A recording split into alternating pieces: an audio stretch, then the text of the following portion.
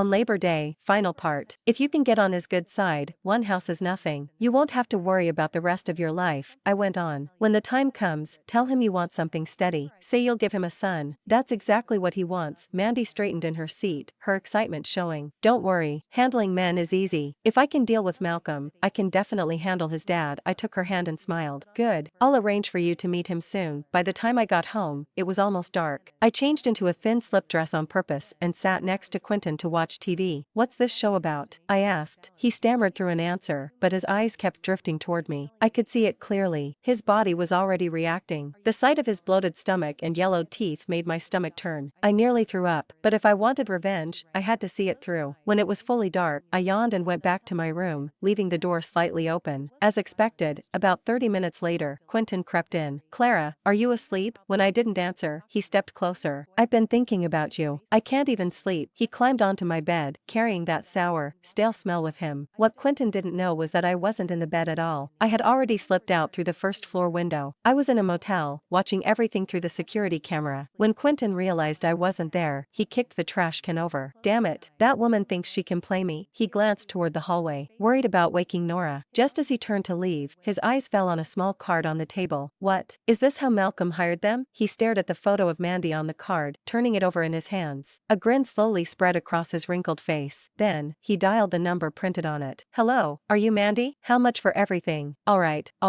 I'll come now. Wait for me. He hung up, almost excited, and hurried out. The next morning, Mandy called me. Got him, she said, her voice bright with satisfaction. Your father-in-law is old, but he's still got it in him. I let out a faint smile. Did he say anything? He did. Said the house is his. He's going back today to get the deed and transfer it to me. After the call ended, I couldn't help laughing. That house belonged to both him and Nora. If Nora found out he had given it away to someone like Mandy, I wondered what she would do. Sure enough, that afternoon, I watched through the camera as Quentin turned the house upside down, searching everywhere. When I saw him sneak out with the deed in hand, I finally went home. At dinner, I had just taken a seat when Nora slammed her fork down. Clara, her long nails came close to my face. When exactly are you going to sleep with Vincent? I paused. I'm still getting my health in order. How long is that supposed to take? It's already been days. Her voice rose, sharp and impatient. Don't try to stall me. I picked a date. Tomorrow works. You'll be with Vincent tomorrow. I glanced at Vincent. His head was lowered, almost buried in his bowl. When I didn't answer, Nora slammed the table again. I didn't bring you into this family so you could sit around. Starting tomorrow, you're not going anywhere. You stay here and have that child. So that was it. No one in this house saw me as a person. I agreed on the surface, but under the table, I sent Mandy a message. Come by tomorrow. There's still some hidden cash in the house.